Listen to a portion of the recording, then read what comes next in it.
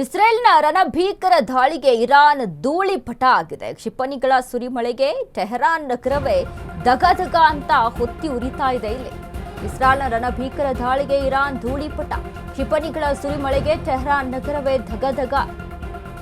ಮತ್ತೆ ತೈಲ ಘಟಕಗಳ ಗುರಿಯಾಗಿಸಿ ಇಸ್ರೇಲ್ ದಾಳಿಯನ್ನ ನಡೆಸಿದೆ. ಇರಾನ್ ಮಾತ್ರವಲ್ಲ, ಲೆಬನಾನ್ ಮೇಲೂ ಅಟ್ಯಾಕ್ ನಡೀತಾ ಇದೆ. ಆಸ್ಪತ್ರೆ ಮೇಲೆ ದಾಳಿ ಮಾಡಿರುವ ಇಸ್ರೇಲ್ ಸೇನೆ, ವೈದ್ಯರು, ನರ್ಸ್, ರೋಗಿಗಳು ಸೇರಿ 12 ಮಂದಿ ಬಲಿಯಾಗಿದ್ದಾರೆ. ನೋಡಿ, ಬುರ್ಜ್ ಕಲಾಬುವಿಯ ಆರೋಗ್ಯ ಕೇಂದ್ರ ಒಡಿಸಾಗಿದೆ. ಲೆಬನಾನ್ ರಾಜಧಾನಿ ಬೈರುತ್ ಕೂಡ ಧಗಧಗ ಅಂತ ಹೊತ್ತಿ ಉರಿತಾ ಇದೆ. ಬ್ಯಾಕ್ ಟು ಬ್ಯಾಕ್ ದಾಳಿ ಮಾಡ್ತಿರುವಂತಹ ಇಸ್ರೇಲ್ ಸೇನೆ. ಡ್ರೋನ್ ಅಟ್ಯಾಕ್ನಿಂದಾಗಿ ಲಕ್ಷಾಂತರ ಜನ ವಲಸೆ ಹೋಗ್ತಾ ಇದ್ದಾರೆ. ಜೀವ ಉಳಿಸಿಕೊಳ್ಳಲು ಲೆಬನಾನ್ ತೊರೆದ ಜನರು ಇನ್ನೂ ದಾಳಿ ಮಾಡ್ತೇವೆ ಎನ್ನುತ್ತಿರುವಂತಹ ಇಸ್ರೇಲ್ ಸೇನೆ. ಇಸ್ರೇಲ್ನ ರಣಭೀಕರ ದಾಳಿಗೆ ಇರಾನ್ ಧೂಳಿಪಟ ಆಗಿದೆ. ಕ್ಷಿಪಣಿಗಳ ಸುರಿಮಳೆಗೆ ಟೆಹರಾನ್ ನಗರವೇ ಇಲ್ಲಿ ಧಗಧಗ ಅಂತ ಹೊತ್ತಿ ಉರಿತಾ ಇದೆ. ನೋಡಿ,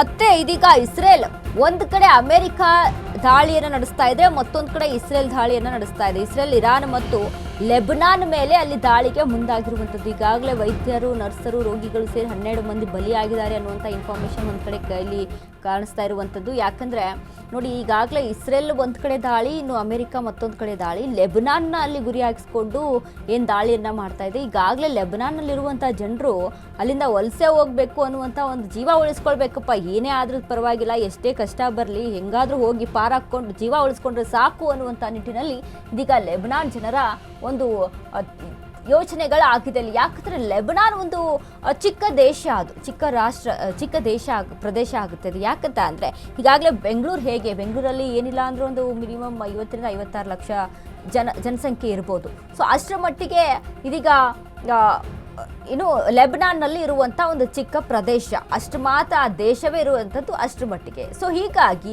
ಅಲ್ಲಿ ದಾಳಿಯನ್ನು ನಡೆಸಿದಾಗ ತುಂಬ ಅತಿರೇಕವಾಗಿ ಅಲ್ಲಿ ದಾಳಿ ಆಗುವಂಥದ್ದು ಕಾಮನ್ ಆಗುತ್ತೆ. ಸೊ ಹಾಗಾಗಿ ಇದೀಗ ಇಸ್ರೇಲ್ ಅದನ್ನು ಗುರಿ ಮಾಡಿ ಅಲ್ಲಿ ಹೊಡಿತಾ ಇರುವಂಥದ್ದು. ಹೀಗಾಗಿ ಲೆಬನಾನ್ನಲ್ಲಿರುವಂಥ ಜನ ಇಲ್ಲಿಂದ ಪಾರಾಗಿ ಹೋಗ್ಬಿಟ್ರೆ ಸಾಕು, ಜೀವ ಉಳಿಸ್ಕೊಂಡ್ರೆ ಸಾಕು ಅನ್ನುವಂಥ ನಿಟ್ಟಿನಲ್ಲಿ ವಲಸೆ ಹೋಗ್ತಾ ಇದ್ದಾರೆ. ಬ್ಯಾಕ್ ಟು ಬ್ಯಾಕ್ ದಾಳಿಗಳು ನಡೀತಾ ಇರುವಂಥದ್ದು. ಮತ್ತೊಂದು ಕಡೆ ನೋಡಿ, ಇರಾನ್ನ ತೈಲ ಟ್ಯಾಂಕರ್ಗಳನ್ನೇ ಅಲ್ಲಿ ಟಾರ್ಗೆಟ್ ಮಾಡಿ ಹೊಡಿತಾ ಇರುವಂಥದ್ದು ಇಲ್ಲಿ ಕಾಣಿಸ್ತಾ ಇದೆ.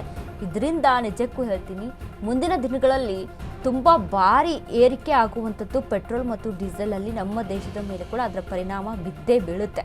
ಯಾಕಂದರೆ ಇಷ್ಟೊಂದು ಲಾಸ್ ಆಗಿದೆ ಅಂತ ಅಂದರೆ ಆ ದೇಶ ಎಲ್ಲಿಂದ ಆ ರೆವಿನ್ಯೂಯನ್ನು ತೆಗೆದುಕೊಳ್ಬೇಕು, ಮತ್ತೆ ಮರಳಿ ಆ ದೇಶ ಮತ್ತೆ ರೀಬಿಲ್ಡ್ ಆಗಬೇಕು ದೇಶ ಅಂತ ಅಂದರೆ ನಿಜಕ್ಕೂ, ಯಾಕಂದರೆ ಇಷ್ಟೊಂದು ಲಾಸನ್ನು ಅನುಭವಿಸಿದೆ ಅಂತ ಅಂದರೆ ಅದಕ್ಕೆ ತುಂಬ ಒಂದು ದೊಡ್ಡ ಮಟ್ಟದ ಹಣದ ಒಂದು ಅವಶ್ಯಕತೆ ಬೇಕಾಗುತ್ತೆ.